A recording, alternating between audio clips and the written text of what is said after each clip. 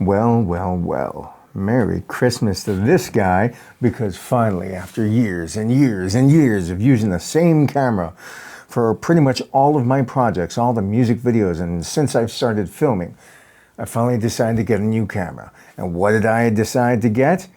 A 4-year-old camera. A camera that came out in June 2022. The Blackmagic Pocket Cinema Camera 6K G2. That's what I decided to get in 2026. Why, you ask? Well, I'm broke. I ain't got money to be throwing around. I wish I could get a Sony FX3. I wish I could get the latest and greatest. But no, I'm just a regular guy that doesn't have much money. So yeah, I decided to get a 4-year-old camera. Yeah, there's newer, there's better, there's the more recent and all that stuff. But hey, around the holidays, how can you beat the sales that all the stores have on this thing? The first real camera I got was a Panasonic GH5S. And that I got when it first came out. And the body alone was more expensive than what the 6K G2 is. Now, I got that camera when I first started getting into video, so I didn't know too much about the entire realm of cameras. And there was a lot of hype going on about the GH5S. Yeah, I fell for all the marketing and stuff. Don't get me wrong, it's been a beast. It's been a tank. The camera is so easy to use. It's so convenient. It's lightweight. Yeah, it's micro four thirds, but there's so much cheap glass for it. Now, I chose that one over the GH5 because the GH5S supposedly had a better low light performance, and it's been great. It's been fantastic, but it's time to upgrade. I just want to try something different. So how is this going to hold up in 2026? Well, we're definitely going to find out. And of course, by getting a new camera, it's going to fix everything. It's going to make me a better videographer. It's going to make me a better director. My writing's suddenly going to increase in depth and scope and skill. And my color grading is going to just boost in all my skills, because that's what a new camera does, right? Yes, it will. And this is going to help me get there magically. Now, I'm not going to do an unboxing. I'm not going to go through all the features because there's already hundreds, literally hundreds of videos out there. Trust me, I've watched so many of them on the features, the unboxing, all the stuff. You know, you don't need to watch me do it. What I'm here to do, and hopefully a lot of you can relate, or a lot of people can relate to barely starting off on your filmmaking journey. You know, you might be past the amateur status or the beginner or the hobbyist. I know this piece of equipment's shortcomings. I've seen tons of reviews. I've heard the complaints about no IBIS.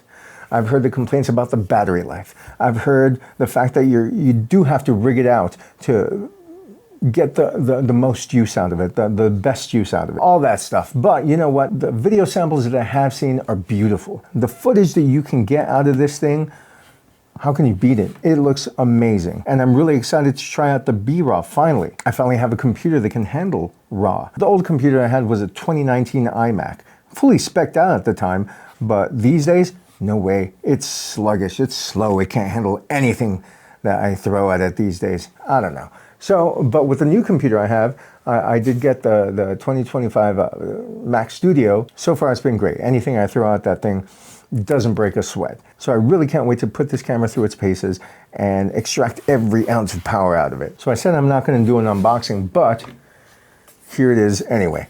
Right now, like just holding it like this, it feels good. It feels fine, you know, but adding a lens to it. So what lens do I choose?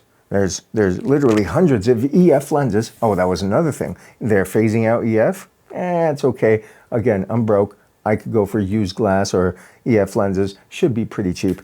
But for now, yeah, what do I pair this with? Is it even a question? The lens that everybody's been lauding, everybody's been praising, everyone's been drooling over. Yeah, I got the Sigma 16-35. I've been wanting to try this thing out on my Panasonic and the other cameras I have, but I would have to get a Metabone speed booster to adapt an EF to micro four thirds. I could still do that, but I finally have it. I finally have it. I get to try it out. Everybody just fawns over this pairing here. Now, I don't mean to sound so negative, but you've heard the complaints. You've watched the videos.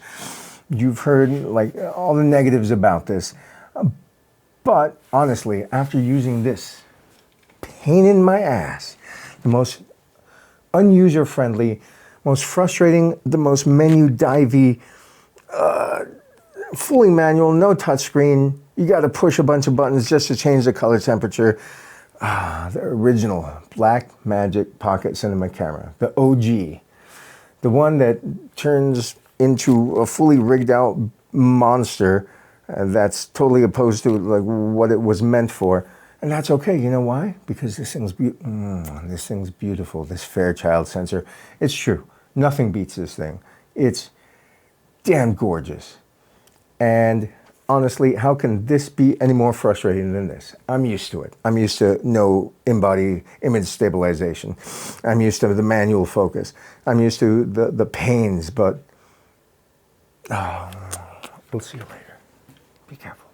No, already I know I'm going to have to rig this thing out because, well, like we said, battery life supposedly is horrible. So I'm going to have to get some external batteries.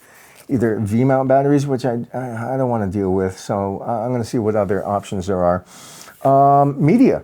It takes CFast cards, SD, and you can plug in an external SSD. All I have for now are these little SD cards. Now, these are the Sony G series with read and write speeds 300 megabytes per second. These are tiny cards, only 64 gigabytes because, again, they're expensive. Well, at least they were when I originally bought these. CFast cards, good Lord, have you seen the prices on those? That's insane. So I think I settled, yeah, I'm going to have to get an SD. So first of all, I'm going to have to get a cage, an SD. I have the Samsung T7 Shield, so I'm going to have to get a little mounting bracket for that, the cage, maybe a follow focus. I'm going to test this out. Let's go out later and just shoot some test footage with it, just manually. What else? Probably a top grip. Oh, see this right here? It shows that it has a EVF, the electronic viewfinder. No, that comes separate. At a cost too. It's not cheap. Good Lord, that thing's expensive. But I'm going to need it. Yeah, like my eyesight's going, I'm kind of old, and my eyesight, I need that electronic viewfinder, so I'm going to splurge on that. Oh, what else? Oh, I got some old rails. I'm going to get a mounting system. Yeah, I already said the follow focus. Whoa, what else? Maybe a matte box. So why did I choose the G2 over the Pro? Well, one, money. It's like $1,000 cheaper, I think. The built-in ND filters, I keep on seeing reviews that they create this weird color cast on it. And what's wrong with having a little variable ND filter? I got this specifically for this thread size. Supposedly the Pro has a way brighter screen than this. We'll test this out again outside right now. That's about it. ND and a brighter screen? Maybe not for that much money. So the money you save on just getting the G2 should be absolutely fine. Well, let's take a look. Let's mount this bad boy up and see how it feels in my hand. Whoa, that's a big tilt. There's no way this thing's gonna stand on its own. So yeah, I think by adding the rails, it'll stay up or support it, because that I don't trust. That lens mount, who knows? Feels okay. It's pretty hard plastic, carbon fiber composite or some stuff. Yeah, you see, I need that EF mount. I don't think I like just looking at the screen. I'm gonna have to be taking off my glasses, taking them off, putting them back on to see the screen. But let's take this bad boy out for a test spin and see what kind of footage. I think for now, I'll just be shooting in ProRes because I don't want to stress out the SD card too much. I'll test out later if it can shoot RAW straight to the SD card. I heard it's not a great idea. Plus, it's going to use up those 64 gigs. Too sweet. Now, one interesting thing that I saw in the manual and some video, not too many people cover it. The chart that comes with these cameras about the dual native ISOs, how it's very counterintuitive. See, the dynamic ranges that are assigned to each ISO that you shoot at, they're crazy, and I'm trying to wrap my head around it. So the base ISO is what, 400 on the lower end and 3200 on the higher end. And the information I've been seeing is that, again, counterintuitive. If you want to protect your highlights, you're going to raise the ISO on here because the dynamic range up on the highlights is greater than the shadows. So you're going to assign more information to the highlights on greater ISO. So if I'm shooting at base ISO 400, but it's very bright outside, supposedly I'm going to have to, I can bump it up to 1000. If I bump it up to 1000, I'll just use the ND filter, you know, to not blow it out. I'm going to be using the zebras and the false color. I'm going to try out all these methods. Oh, it's 18 to 35, not 16, sorry. So here we are. Here's the first shot that I took. Pretty uninspired, pretty regular. Wasn't really sure what I was doing. I did not expose to the right on this particular shot. And, well, at least I'll have all the Christmas stuff up in the plaza here downtown. There's me. Hi. Hey. Here's another one in front of the art museum. Beautiful blue sky, but I chose, so I'm like, oh my God, what, this is horrible. Yeah, that's what exposing to the right does on this camera. Here it is again. And no, but check this out. Wow, you could really rein in all those highlights. Everything looks so blown out. I was shocked when I got home and color corrected this. Here, like, fantastic example of image stabilization in DaVinci. Here, this next clip, no stabilization, super jittery, had the 18 to 35 zoomed all the way into 35 handheld. No color correction here. Another shot, I didn't like the way this color correction came out. Again, I'm just barely playing around with the camera, barely playing with the color controls here, trying to see what this camera is capable. There it is. There, look, ugh. So pretty interesting stuff, right? I'm still getting very used to the camera.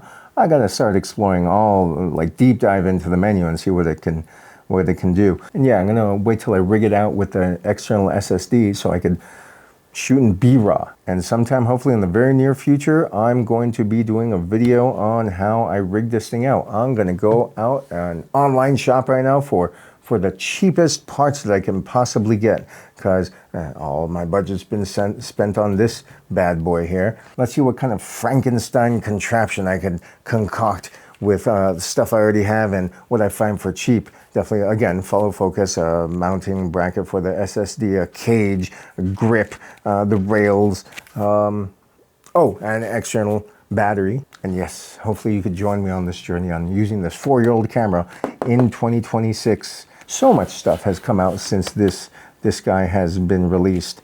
And, well, I mean, for the money, come on, you can't beat that. You can't beat it. So please, if you dig what I'm trying to do here, please subscribe. Comment below and give me all the tips and tricks that you've learned if you already have this camera or the Pro. And yeah, help me out. Give me some shortcuts here. Give me your recipe to get footage, because I'm going to need all the help I can get. I'm sure you can help me achieve that much faster and get some awesome results without all the pain and trials and tribulations of figuring stuff out on my own. Appreciate it. Thank you very much for watching, and stay tuned for more rigging videos and stuff.